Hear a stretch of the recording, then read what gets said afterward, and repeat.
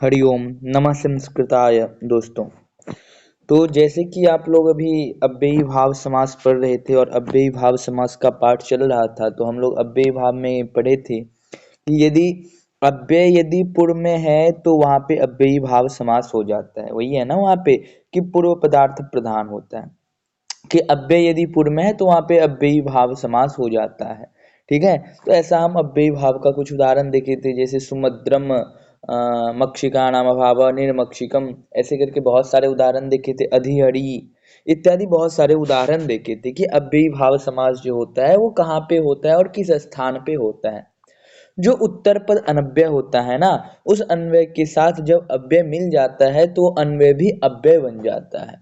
तो जैसे हरि है, तो हरि क्या था, अन्वय था, और हरि के साथ जब अधि अव्यय मिल गया तो अधि हरि रूप बना, यानी कि समस्त पद अव्यय बन गया। तो ऐसा करके हम लोग जो है अव्ययी भाव समास का प्रथम भाग में पाठ पढ़ लिए थे, जो कि यूट्यूब पे अपलोड भी है, शायद आप लोग देख लिए भी होंगे। तो अव्ययी भाव का प्रकरण समाप्त हो गया था। आज पढ़ेंगे तत्पुरुष। तत्पुरुष क्या होता है? ठीक है, तत्पुरुष किस अर्थ में प्रयोग होता है, तत्पुरुष के कितने भेद हैं, तत्पुरुष समास होता क्या है, तत्पुरुष किस अर्थ में होता है, वही आगे पढ़ेंगे। तो तत्पुरुष का जो मूल है ना, वो कहता है कि उत्तर पदार्थ प्रधान तत्पुरुष। तत्पुरुष में क्या होता है कि उत्तर पद पदार्थ प्रधान होता है, कि उत्तर पदार्थ जो होता है ना, उत्तर पद पदार्थ वह प्रधान हो जाता है। ठीक है, उसमें क्या था, अव्ययी भाव में पूर्व पदार्थ प्रधान अव्ययी भाव, इसमें क्या है, उत्तर पदार्थ प्रधान तत्पुरुष। तत्पुरुष समास में उत्तर पदार्थ प्रधान हो जाता है, वही यहाँ पे बताना है कि उत्तर पदार्थ प्रधान तत्पुरुष। जैसे कि बता रहे हैं कि समास में उत्तर पद की के अर्थ की प्रधानता रहती है, अर्थात तत्पुरुष, ये जो तत्पुरुष समास है, इस समास में उत्तर पद के अर्थ की प्रधानता रहती है। उसके लिए सूत्र भी है, एक सूत्र है परलिंग तत्पुरुषे, ऐसा करके ये सूत्र कहता है कि तत्पुरुष समास होने पर समस्त भाग को उत्तर पद का लिंग प्राप्त होता है, जैसे धान्येन अर्थ धान्यार्थ। परलिंग तत्पुरुष, ये क्या कहता है कि तत्पुरुष समास होने पर, यानी कि तत्पुरुष समास जब हो जाता है, होने के पश्चात समस्त भाग को उत्तर पद का लिंग प्राप्त हो जाता है। यानी कि जो उत्तर पद का जो लिंग था, यानी उत्तर पद का लिंग यदि पुलिंग है, स्त्रीलिंग है, नपुंसक लिंग है, जो कुछ भी लिंग है, वही लिंग समस्त पद को प्राप्त होगा। जैसे उदाहरण दे रहे धान्यन अर्थ, इस उदाहरण में क्या है, अर्थ शब्द जो है ये पुल्लिंग में है, इसलिए संपूर्ण समस्त जो बना है धान्यार्थः, ये समस्त पद पुल्लिंग में बन गया है, यही ये सूत्र कहता है। उसके बाद इसमें और एक दो तीन सूत्र है, जो प्रधान सूत्र है। ये सूत्र कहता है रात्राहणाम पुमांशः, ये सूत्र क्या कहता है कि तत्पुरुष समास होने से समस्त भाग के अंत स्थित रात्र अहन और अह पुलिंग होते हैं। ठीक है, तत्पुरुष समास होने से समस्त भाग के अंत स्थित रात्र अहन और अह पुलिंग होते हैं, यानी कि रात्र शब्द, अहन शब्द, अह शब्द, ये सब पुलिंग में प्रयोग होते हैं। एक सूत्र उसके बाद फिर है कि रात्रम नपुंसकम संख्या पूर्वम, यानी कि संख्यावाचक शब्द पूर्व में रहने पर, यानी कि संख्यावाचक शब्द है पूर्व में है, तो संख्यावाचक शब्द पूर्व में रहने पर रात्र शब्द नपुंसक लिंग होता है। ठीक है, वैसे संख्यावाचक शब्द पूर्व रहता है तो वहां पे द्विगु होता है, लेकिन ये क्या कहता है कि संख्यावाचक शब्द यदि पूर्व में है तो वहां पे रात्र शब्द नपुंसक लिंग हो जाएगा। पहला सूत्र क्या कहता है कि रात्र अहण और अह शब्द पुल्लिंग में प्रयोग होते हैं, और ये दूसरा क्या कहता है कि यदि संख्यावाचक शब्द पूर्व में है तो वहां पे रात्र शब्द नपुंसक लिंग में होता है। उसके बाद एक और सूत्र है पुण्यादाह, ये सूत्र क्या कहता है कि पुण्य शब्द से परवर्ती अह नपुंसक लिंग होता है, यानी कि पुण्य शब्द से परवर्ती यदि अह शब्द है तो नपुंसक लिंग में होता है। तो ये तत्पुरुष के कुछ सूत्र हैं। तो तत्पुरुष समास के दो भेद होते हैं। ठीक है, पहला है व्यधिकरण तत्पुरुष और दूसरा है समानाधिकरण तत्पुरुष। शायद आप लोग भी जानते होंगे कि तत्पुरुष समास के कितने भेद होते हैं, और व्यधिकरण क्या होता है और समानाधिकरण क्या होता है। तो व्यधिकरण तत्पुरुष जो होता है ना, वो क्या है, वो बता रहे हैं कि वी प्लस अधिकरण, वी उपसर्ग के बाद अधिकरण आता है तो व्यधिकरण रूप बनता है। तो क्या कहता है कि व्यधिकरण पूर्व पद में जो विभक्तियां लगी होती है, ठीक है, पूर्व पद में, यानी कि पूर्व पद है उसमें जो विभक्तियां लगी होती है वे भिन्न भिन्न होती है, वे भिन्न भिन्न होती है। इन्हीं के नाम पर इनमें आने वाले तत्पुरुषों के नाम रखे गए हैं। ये 6 प्रकार की होती है, यानी कि तत्पुरुष जो समास होती है उसमें व्यधिकरण जो होता है ये क्या कहता है कि जैसे कि विभक्तियां होती है प्रथमा द्वितीय तृतीय चतुर्थी पंचमी षष्ठी सप्तमी, ये जो विभक्तियां होती है वही बोलने की ये जो विभक्तियां लगी होती है वे भिन्न भिन्न होती है। स्वाभाविक बात है कि जितने भी विभक्तियां हैं सभी भिन्न है, एक समान तो नहीं है, वो भिन्न भिन्न होती है। इन्हीं के नाम पर इसमें आने वाले तत्पुरुषों के नाम रखे गए हैं। जैसे कि बता रहे हैं कि अब उदाहरण दे रहे हैं, 6 प्रकार के होते हैं। पहला है द्वितीय तत्पुरुष, प्रथमा से प्रारंभ नहीं होता है, द्वितीय से प्रारंभ होता है, ठीक है। तो द्वितीय तत्पुरुष, तृतीय तत्पुरुष, चतुर्थी तत्पुरुष, पंचमी तत्पुरुष, षष्ठी तत्पुरुष और सप्तमी तत्पुरुष। यानी कि व्यधिकरण जो होता है, व्यधिकरण तत्पुरुष के 6 भेद हैं। क्या क्या है? द्वितीय तत्पुरुष, तृतीय तत्पुरुष और चतुर्थी तत्पुरुष, पंचमी तत्पुरुष, षष्ठी तत्पुरुष और सप्तमी तत्पुरुष। उसके बाद क्या? समानाधिकरण। समानाधिकरण क्या होता है कि जिसका पहला पद विशेषण हो, ठीक है, जिसका पहला पद विशेषण हो एवं दूसरा पद विशेष्य हो। पहला पद क्या होना चाहिए? विशेषण होना चाहिए, और दूसरा पद क्या होना चाहिए? विशेष्य होना चाहिए। अथवा पूर्व पद एवं उत्तर पद में उपमान या उपमेय का संबंध माना जाता हो, उसे समानाधिकरण तत्पुरुष समास कहते हैं, ठीक है। समानाधिकरण तत्पुरुष में कुछ भेद नहीं है, बस इतना बताते हैं कि भाई पूर्व पद जो होता है वो पहला पद विशेषण हो और दूसरा पद जो है वो विशेष्य हो, तो वहां पे क्या होता है कि समानाधिकरण तत्पुरुष हो जाता है।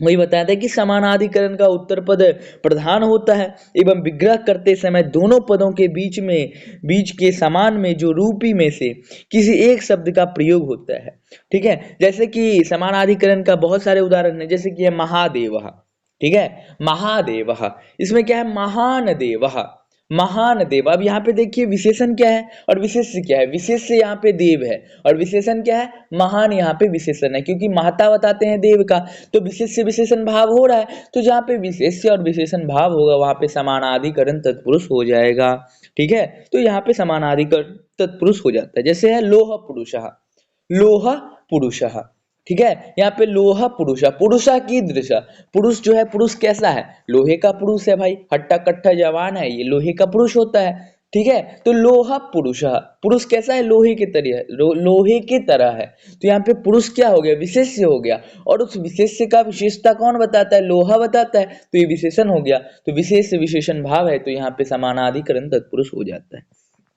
ठीक है। तो यहीं पे वेदीकरण तत्पुरुष जो होता है उसके जो 6 वेद हैं उसका क्रमशः अब उदाहरण बता रहे हैं कि द्वितीय तत्पुरुष क्या होता है। तो द्वितीय तत्पुरुष के बारे में बता रहे हैं कि इसमें प्रथम पद में द्वितीय विभक्ति रहती है, ठीक है।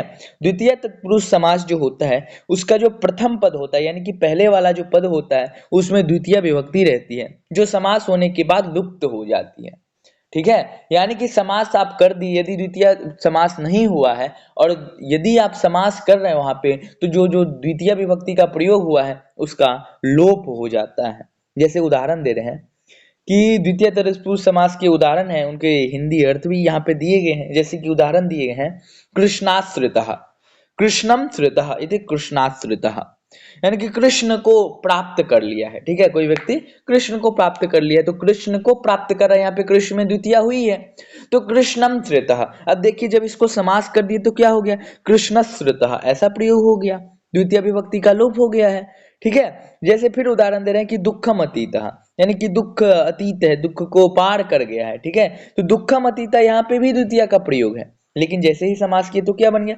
दुखातीतः। उसके बाद क्या है? कूपम पतितः, यानी कि कूपम पतितः। तो कूपम पतितः यहाँ पे भी द्वितीय का प्रयोग है, लेकिन जैसे ही समास कर रहे हैं द्वितीय तत्पुरुष तो यहाँ पे जो विभक्ति है उसका लोप हो जाता है, कूप पतितः। उसके बाद क्या है? तुहीनम अत्यस्तः, तुहीनम अत्यस्तः। अब यहाँ पे भी द्वितीय का प्रयोग है, बर्फ में फंस गया है, फंसा हुआ है कोई व्यक्ति, तो वहां पे क्या प्रयोग करते हैं? तुहीनम अत्यस्ता। अब जब इसमें द्वितीय विभक्ति का लोप हो जाता है तो क्या बन जाता है? तुहिनात्यस्तः, ऐसा प्रयोग बन जाता है। उसके बाद क्या है? जीवनम प्राप्त, यानी कि जीवन को प्राप्त कर लिया। इस अर्थ में भी क्या है? यहाँ पे द्वितीय का प्रयोग है, लेकिन जैसे ही द्वितीय तत्पुरुष समास होता है तो द्वितीय विभक्त्यांत शब्द का प्रत्यय का लोप हो जाता है, जीवन प्राप्त ऐसा शब्द बन जाता है। उसके बाद क्या है, सुखापन्नः, सुखम आपन्नः, सुख को पा लिया है वो, ये सुखम आपन्ना, जो सुख को पा लेता है वही सुखम आपन्ना हो गया।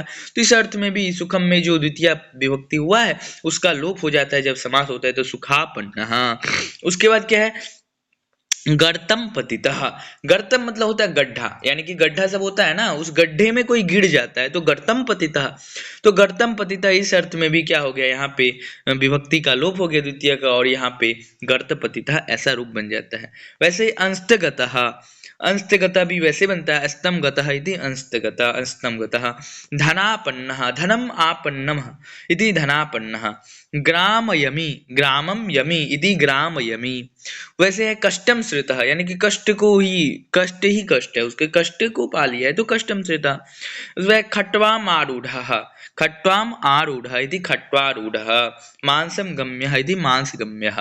ऐसे करके यहाँ पे विभक्ति का बता रहे हैं कि द्वितीय विभक्ति में कैसे विभक्ति का लोप होता है और कैसे द्वितीय तत्पुरुष होता है। जैसे वर्षम भोग्यः, वर्ष भोग्यः, स्वयं कृतस्यापत्यम इति स्वाम कृतिः, माशम प्रमीतः इति माश प्रमीतः। उसके बाद मुहूर्त सुखम, मुहूर्तम सुखम इति मुहूर्त सुखम। ऐसे करके यहाँ पे द्वितीय तत्पुरुष होता है, यानी कि द्वितीय तत्पुरुष समास जब होता है तो वहां पे जो विभक्ति होती है उस विभक्ति का लोप हो जाता है, सामान्य रूप बनता है, जैसे मुहूर्त सुखम, मास प्रमितः, स्वयं कृतः, ऐसा रूप बन जाता है। अब बात आती है तृतीय तत्पुरुष समास की, यानी कि तृतीय तत्पुरुष समास किस अर्थ में होता है और कैसे होता है। ठीक है, तो तृतीयांत सुबंध पद का तत्कृत गुणवाचक शब्द के साथ और अर्थ के साथ समास होता है।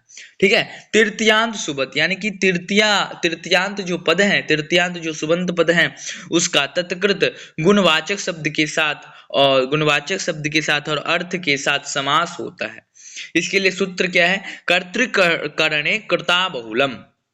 ये सूत्र क्या कहता है कि यदि पहला पद कर्ता हो, ठीक है, यदि पहला पद कर्ता हो और तृतीय विभक्ति से युक्त हो, ठीक है, यदि पहला पद कर्ता हो और वो तृतीय विभक्ति से युक्त हो, या पहला पद करण कारक में हो और दूसरा पद कृदंत, तो इन दोनों का तृतीय तत्पुरुष समास होता है। जैसे नखैः भिन्नः। ठीक है, यहाँ पे क्या कहता है कि यदि पहला पद कर्ता है और तृतीय विभक्ति से युक्त है, रिक्त हो, या पहला पद करण कारक में हो और दूसरा पद कृदंत हो, तो यहाँ पे इन दोनों का तृतीय तत्पुरुष समास हो जाता है। जैसे उदाहरण दे रहे हैं, नखैः भिन्नः, यानी कि नख से भिन्न है। ठीक है, नख से भिन्न है, तो नख से जो भिन्न है यानी कि जिसके पास नख से जो भिन्न है वही नखैर भिन्न है। ठीक है, तो ये कृदंत का यहाँ पे उदाहरण दे रहे हैं, तो नखैर भिन्नः, यानी कि नखै में यहाँ पे तृतीय विभक्ति लगा है, इसका लोप हो जाता है तो नख भिन्नः ऐसा रूप बन जाता है। उसके बाद बता रहे हैं कि पूर्व सदृश, दूसरा सूत्र बता रहे हैं कि पूर्व सदृश समोनार्थ जज कल हनि पूर्ण मिश्र लक्षणै। ये सूत्र क्या कहता है कि तृतीयांत सुबंध पद पूर्वादि शब्दों के साथ तत्पुरुष समास होता है। जैसे मासेन पूर्वः, मास पूर्वः, मासेन पूर्वः इति मास पूर्वः, यानी कि तृतीयांत सुबंध पद यदि पूर्व इत्यादि शब्दों के साथ योग है तो वहां पे भी तत्पुरुष समास होता है। जैसे अब कुछ उदाहरण दे रहे हैं, तृतीय तत्पुरुष समास के उदाहरण कुछ इस प्रकार के दे रहे हैं। जैसे कि उदाहरण दे रहे हैं, व्यासेन कृतम, यानी कि व्यास के द्वारा कुछ किया गया है, तो व्यासेन कृतम इति व्यास्य कृतम, यहाँ पे भी तृतीया का लोप हो गया है, यानी कि विभक्ति का लोप हो गया, तो व्यासेन कृतम इति व्यास्य कृतम। उसके बाद क्या, शकुंलया खंडः, शकुंलया खंडः इति संकुला खंडः, संकुलया खंडः इति शंकुला खंडः। इस अर्थ में भी क्या हो गया, यहाँ पे तृतीया जो है संकुलया, इसमें इसका लोप हो गया है, और लोप होने के कारण क्या बन गया है, यहाँ पे तृतीया समास हो गया तत्पुरुष, तो संकुला खंडः ऐसा रूप बन गया है। उसके बाद क्या है, धान्येन अर्थः, धान्येन अर्थः इति धान्यार्थः, यानी कि धान्येन अर्थः, धान्येन अर्थः यह विधीयते स धान्यार्थ इति उच्यते, यानी कि धान्येन अर्थः इति धान्यार्थ, यानी कि अन्न से मतलब है इति धान्यार्थ। उसके बाद क्या है, यहाँ पे बाणेन वेधः, बाण वेधः, बाण से कोई वेधता है। ठीक है, तो बाणेन वेधः, बाण के द्वारा वेधता है, तो करण अर्थ में यहाँ पे तृतीया हुआ है, तो इसका जो है यहाँ पे लोप कर देंगे। जब तृतीया तत्पुरुष समास करेंगे तो यहाँ पे विभक्ति का लोप हो जाएगा, तो क्या हो जाएगा, बाण वेधः। वैसे दानेन अर्थः इति दानार्थः, वैसे यहाँ पे दिया है मासेन पूर्वः इति मास पूर्वः। पित्रा सदृशः, यानी कि पितृ के जैसा, यानी कि पिता के जैसा है, तो पित्रा सदृश इति पितृ सदृशः। भ्राता समः, इति भातृशमः, ज्ञानेन हीनः इति ज्ञानहीनः। उसके बाद वाचा कलह, वाक कलह यानी कि बात बाताबाती यानी कि वाक उसका अच्छा नहीं है, वाक में कलह है, तो इस अर्थ में वाक कलह प्रयोग होता है। आचार्येण निपुणः, आचार में निपुण है भाई, वो जो व्यक्ति है वो आचार से निपुण है, तो इस अर्थ में भी क्या होता है, यहाँ पे तृतीया होता है, और जब समास करते हैं तो तृतीया का लोप हो जाता है। गुणेन मिश्रः, गुड़ मिश्रः, आचार्येण सलक्षणः इति आचार सलक्षणः। हरिणा त्रातः, हरित्रातः, धर्मेण रक्षितः, धर्म रक्षितः, नखैः भिन्नः इति नख भिन्नः। उसके बाद क्या, सर्पणदस्तः, सर्पदस्तः, माशेन अवरः इति मासावरः, मात्रा सदृश इति मातृसदृश। अर्थात तृतीया तत्पुरुष समास जब होता है तो विभक्ति का लोप हो जाता है, और लोप होने के कारण जो समस्त पद है वो बच जाता है। ठीक है, जैसे मातृसदृश, माशावरः, सर्पदस्ता इत्यादि रूप तृतीय तत्पुरुष में बनते हैं। अब प्रसंग आता है चतुर्थी तत्पुरुष का, कि चतुर्थी तत्पुरुष समास किस अर्थ में होता है। ठीक है, तो क्या कहता है कि इस समास में पहला पद चतुर्थी विभक्ति में रहता है। ठीक है भाई, इस समास, ये जो चतुर्थी तत्पुरुष समास होता है, इस समास में जो पहला पद होता है, प्रथम पद जो होता है, वो चतुर्थी विभक्ति में रहता है। उसके लिए यहाँ पे सूत्र दिए हैं, चतुर्थी तदर्थार्थ बलहित सुख रक्षितैः। क्या है कि चतुर्थ्यंत सुबंत पदों का, ठीक है, चतुर्थ्यंत सुबंत पदों का तदर्थ तथा हित के अर्थ में समास होता है। यानी कि चतुर्थ्यंत जो सुबंत पद है उस पद का तदर्थ अर्थ में या हित अर्थ के योग में समास होता है। जैसे युपाय दारू, युपाय दारू यानी कि युप दारू, यानी कि युप के लिए लकड़ी लाओ, युप के लिए लकड़ी लाओ, युप मतलब होता है हवन, हवन के लिए लकड़ी लाओ। ठीक है, उसके बाद क्या, रंधनाय स्थली, रांधने के लिए थाली है, रांधने मतलब कुछ बनाने के लिए थाली है। उसके बाद क्या, भूताय बलि इति भूत बलि, यानी कि जीवों के लिए बलि है, भूत बलि करते हैं ना, कि होम जब वगैरह करते हैं तो उसमें भूत बलि होता है, तो भूताय बलि इति भूत बलि। गवे हितम, गौ हितम यानी कि गाय के लिए भलाई, गाय के लिए अच्छाई सोचना, वो गौ हितम होता है। पितृ सुखम, पितृ सुखम, पिता के लिए सुख चाहना, वही पितृ सुखम है। उसके बाद गवे रक्षितम, गौ रक्षितम यानी कि गाय के लिए कुछ रक्षित करते हैं, रक्षा करते हैं, तो गौ रक्षितम होता है। द्विजाय सूपम, द्विजार्थ सूपः, द्विज के लिए कुछ ला रहे हैं, सूप मतलब होता है दाल, तो द्विज के लिए कुछ सूप दे रहे हैं, तो होता है द्विजार्थ सूपः। तो इस योग में चतुर्थी विभक्ति होती है। ठीक है, चतुर्थी विभक्ति कहाँ पे होती है, कि जहाँ पे चतुर्थी विभक्ति जहाँ पे होती है वहाँ पे चतुर्थ्यंत पद का लोप हो जाता है, और चतुर्थी विभक्ति जो होती है वो तादर्थ्य और हित अर्थ के लिए योग में होती है। ठीक है, तो जहाँ पे विभक्त्यंत समास होता है, प्रथमा द्वितीय तृतीय चतुर्थी, वहाँ पे विभक्ति का लोप हो जाता है और समस्त पद मात्र बच जाता है। अब यहाँ पे पंचमी तत्पुरुष समास है, कि पंचमी तत्पुरुष किस योग में होता है। तो ये समास क्या कहता है कि इस समास में पहला पद पंचमी विभक्ति युक्त होता है। ठीक है, यानी कि पंचमी तत्पुरुष समास जो होता है, इस समास में पहला पद पंचमी विभक्ति से युक्त होता है। और क्या कहते हैं कि पंचमी भयेन भयार्थक, पंचमी भयेन भयार्थक शब्दों के योग में पंचम्यंत शब्दों का समास होने पर पंचमी तत्पुरुष समास होता है। अर्थात भयार्थक शब्दों के योग में, भयार्थक जो शब्द होते हैं वैसे शब्दों के योग में पंचम्यंत शब्दों का, ठीक है, पंचम्यंत यानी कि पंचमी विभक्ति अंत में जिसके है वो पंचम्यंत हो गए, तो पंचम्यंत शब्दों का समास होने पर पंचमी तत्पुरुष समास कहलाता है, यानी कि समास होता है। जैसे चोरात भयम, चोर भयम यानी कि चोर से भय है। ठीक है, चोर से, आप किसी को चोर से भय है तो वो चोरात भयम हो गया, चोर भयम। उसके बाद यहाँ पे एक सूत्र लिख रहे हैं, अपेता पोठ मुक्त पतिता पत्रस्तैर अल्पशः, अपेतादि शब्दों के साथ, ठीक है, अपेतादि शब्दों के साथ पंचमी तत्पुरुष समास होता है। जैसे सुखात अपेतः इति सुखापेतः, सुख से दूर यानी कि सुख से दूर है कोई, तो सुखापेतः है ना, तो सुखापेतः इति सुखापेतः। अब यहाँ पे कुछ विग्रह बता रहे हैं कि समास के कुछ पंचमी तत्पुरुष समास के कुछ उदाहरण दे रहे हैं। जैसे उदाहरण दे रहे हैं, प्रेतात भीति। ठीक है, अब कोई व्यक्ति है जो प्रेत से डर रहा है, तो डर रहा है तो भाई किससे डर रहा है, प्रेत से डर रहा है, तो प्रेत शब्द में यहाँ पे पंचमी हुई है, तो जब समास करेंगे तो उसका लोप हो जाएगा, तो प्रेत भीता भीति ऐसा प्रयोग हो जाएगा। उसके बाद क्या, सर्पात भीता, सर्प से भय करता है, तो सर्पात भीता, तो यहाँ पे जब समास करेंगे तो विभक्ति का लोप हो जाएगा, तो सर्प भीता ऐसा ही प्रयोग होगा। व्याघ्रात भीतः, व्याघ्र से डरता है। तो जब समास होगा तो फिर भी यहाँ पे क्या हो जाएगा, पंचम्यंत का लोप हो जाएगा, तो व्याघ्र भीतः ऐसा डर हो जाएगा, यानी कि बाघ से डर रहा है। गृहात निर्गतः, यानी कि गृहात निर्गतः इत्युक्ते घर से निकला है, ठीक है, घर से निकल गया है, तो वो होता है गृहात निर्गतः, गृह निर्गतः। आचारात भ्रष्टः, यानी कि आचार से भ्रष्ट है, यानी कि उसका जो आचार है ना भाई, आचार से एकदम भ्रष्ट है, थोड़ा भी आचार उसका बढ़िया नहीं है, आचरण अच्छा नहीं है, शिष्टाचार बढ़िया नहीं है, तो आचार से भ्रष्ट है। तो आचारात भ्रष्ट इति आचार भ्रष्ट। धर्माच्युतः इति धर्मच्युतः, यानी कि धर्म से च्युत है। तो इस अर्थ में क्या होता है, वहां पे पंचमी होता है और पंचमी के योग में वहां पे पंचमी समास हो जाता है और विभक्ति का लोप हो जाता है, तो धर्मच्युतः। वृक्षात पतितः इति वृक्षपतितः, यानी कि वृक्ष से कुछ गिरता है तो वृक्षात पतितः, वहां पे पंचमी हुआ है, और जब पंचमी समास करेंगे तो विभक्ति का लोप हो जाएगा, तो सिर्फ शब्द प्रातिपदिक बच जाएगा, तो क्या हो जाएगा, वृक्षपतितः। उसके बाद है बंधनात् मुक्तः, बंधन से मुक्त होता है, ठीक है, तो बंधनात् मुक्तः इति बंधन मुक्तः। वृकात् भीतिः इति वृक भीति, वृक से डरता है, भेड़िए से डरता है, ठीक है, तो वृक भीतिः। कल्पनायाः अपोठः, कल्पना से शून्य है, यानी कि कल्पना नहीं है किसी में, तो वो कल्पना पोठा हो गया। स्वर्गात पतितः, स्वर्ग से कोई गिरता है, ठीक है, तो इस अर्थ में भी पंचमी तत्पुरुष हुआ है, तो स्वर्गात पतितः ऐसा हो जाएगा।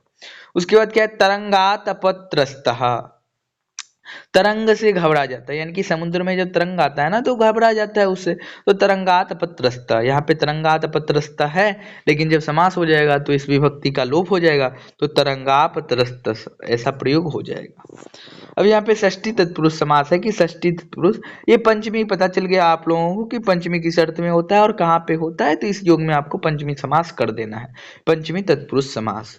अब उसके बाद है षष्ठी तत्पुरुष समास। षष्ठी तत्पुरुष समास किस योग में होता है और कहाँ पे होता है, तो षष्ठी तत्पुरुष जो समास होता है ना, षष्ठी षष्ठ्यंत सुबंत का समर्थ सुबंत के साथ समास होता है, ठीक है, षष्ठी जो होता है, षष्ठी तत्पुरुष समास जो होता है वो षष्ठ्यंत सुबंत का समर्थ सुबंत के साथ समास होता है, परंतु यतश्च निर्धारणम सूत्र से निर्धारण में होने वाली षष्ठी विभक्ति का समास नहीं होता है। जैसे कवि नाम कालिदास श्रेष्ठ, कवियों में कालिदास श्रेष्ठ है, यहाँ पे यतश्च निर्धारण में सूत्र से जो होने वाली षष्ठी है उस अर्थ में यहाँ पे क्या हो गई, तो समास नहीं होती है, ठीक है, इसमें समास नहीं हुआ है, तो ऐसा ही रह गया, कवि नाम कालिदास, ऐसा ही प्रयोग यहाँ पे होता है। तो हमेशा ये ध्यान देना है कि यतश्च निर्धारण में सूत्र से यदि षष्ठी हो रहा है तो वहाँ पे षष्ठी तत्पुरुष समास नहीं होगा, और यदि यतश्च निर्धारण में सूत्र से षष्ठी नहीं हो रहा है तो वहाँ पे हम षष्ठ्यंत सुबंध का समर्थ सुबंध के साथ समास कर सकते हैं। जैसे कि उदाहरण दे रहे गजानाम राजा, यानी कि गजों का जो राजा है, यानी कि जितने भी हाथी हैं उन सभी हाथियों का जो राजा है वो कौन है, तो गजराज, गजानाम राजा इति गजराज। राष्ट्रस्य पति इति राष्ट्रपति, राष्ट्र का जो पति है वो कौन है, राष्ट्रपति है, वही है राष्ट्रस्य पति इति राष्ट्रपति। राज्ञः पुरुषः इति राजपुरुषः, राजा का जो पुरुष है वो राजपुरुष है, तो राज्ञः पुरुषः इति राजपुरुषः। राज्ञः पुत्रः इति राजपुत्रः, राजा का जो पुत्र है वो राजपुत्र है, यानी कि राजा का पुत्र राजपुत्र होता है। उसके बाद है गंगायाः जलम, गंगा का जो जल है वो गंगा जल कहलाता है, गंगायाः जलम इति गंगा जलम। देवानाम भाषा इति देव भाषा, यानी कि देवताओं की जो भाषा है वो देव भाषा है। देवताओं की भाषा क्या है, आप लोग कमेंट करके बताइएगा कि देवताओं की भाषा क्या होती है, संस्कृत है या हिंदी है या इंग्लिश है या फिर क्या है, आप लोग कमेंट करके बताइएगा कि देवताओं की भाषा क्या है। देवानाम भाषा देव भाषा, ठीक है। उसके बाद क्या है, पशु नाम पति, यानी कि पशुओं का जो पति है, कौन है पशुओं का पति, पशुपति, ठीक है, पशुओं का जो पति है वो है पशुपति। उसके बाद क्या है, द्विजानाम राजा, यानी कि द्विजानाम राजा इति द्विजराज, द्विजों का जो राजा है वो द्विजराज है। पाठस्य शाला, पाठ का जो शाला है यानी कि पढ़ाने का जो शाला है वो क्या है, पाठशाला, यानी कि जहाँ पे पढ़ाई होता है वो पाठशाला कहलाता है। विद्यायाः आलयः, विद्या का जो आलय है, विद्या का जो घर है वो क्या है, तो विद्यालय है। उसके बाद क्या है, सूर्यस्य उदयः इति सूर्योदय, सूर्य का उदय, यानी कि सूर्य का उदय क्या होता है, सूर्योदय होता है। जगतः अम्बा इति जगदम्बा, जगत का जो अम्बा है, अम्बा इत्युक्ते भवति माता, यानी कि जगत की जो माता है वो कौन है, जगदम्बा है, ठीक है, जगतः अम्बा इति जगदम्बा। उसके बाद क्या है, नराणाम इंद्रः इति नरेंद्रः, यानी कि नरों का जो इंद्र है, ठीक है, नरों का जो इंद्र है वो कौन है, नरेंद्र है। उसके बाद क्या है, मातुः जंगा इति मातृजंगा, यानी कि माता की जो जांग है वो मातृजंगा कहलाता है। उसके बाद है मुशिका नाम राजा, यानी कि चूहों का जो राजा वो है, चूहों का राजा को क्या कहते हैं, मुशिक राजा। कपोता नाम राजा इति कपोत राजा। काल्पादाशः इति कालिदासः। काल्पादाशः ऐसा यहाँ पे प्रयोग होता है, काल्पादाशः इति कालिदासः। विप्रस्य पुत्रः इति विप्रपुत्रः, विप्र का जो पुत्र है, ब्राह्मण का जो पुत्र है उसे विप्रपुत्र कहा जाता है, तो विप्रस्य पुत्रः इति विप्रपुत्रः। नद्याः तटमिति नदी तटम, यानी कि नदी के तट पर, नद्याः तटमिति नदी तटम। उसके बाद क्या है, जलस्य प्रवाह, जल का प्रभाव क्या होता है, जल प्रवाह। रक्षसाम सभा, रक्षसाम इत्युक्ते राक्षसों का जो सभा है वो होता है राक्षसाम सभा इति रक्षसय्यम, रक्षा संयमा। उसके बाद क्या, धर्मस्य सभा इति धर्म सभा, धर्म का जो सभा है वो धर्म सभा है। विदुषाम सभा इति विद्वत सभा, इस अर्थ में षष्ठी विभक्ति होती है। ठीक है, उसके बाद क्या है कि सप्तमी विभक्ति, सप्तमी विभक्ति किस अर्थ में होती है, तो सप्तमी विभक्ति जो होता है ना, इसमें पूर्व पद सप्तम्यंत रहता है। ठीक है, पूर्व पद जो होगा वो सप्तम्यंत होता है। सप्तमी सौंडेह, सप्तम्यंत सौंड, सौंड मतलब होता है चालक, धूर्त, निपुण इत्यादि शब्दों से, शब्दों के साथ सदा सप्तमी तत्पुरुष समास होता है। सप्तमी सौंडे, ये सूत्र है। ठीक है, सप्तमी तत्पुरुष विधायक सूत्र है, सप्तमे सौंडे। इस सूत्र से क्या होता है कि सप्तम्यंत सौंड, सौंड मतलब होता है चालक, धूर्त, निपुण इत्यादि शब्दों के साथ सदा सप्तमी तत्पुरुष समास होता है। जैसे उदाहरण दे रहे हैं, अक्षेषु सौंडः, अक्षेषु सौंडः इति अक्ष सौंडः, यानी कि अक्ष मतलब होता है वो जो जुए में जो पासा होता है ना, उसे अक्ष कहा जाता है।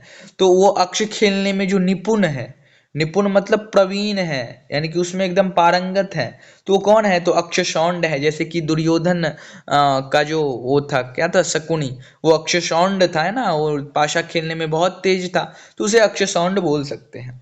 शास्त्रे प्रवीण, शास्त्र में जो प्रवीण है, शास्त्र में व्याकरण, साहित्य इत्यादि शास्त्रों में जो प्रवीण है वो शास्त्र प्रवीण कहलाते हैं।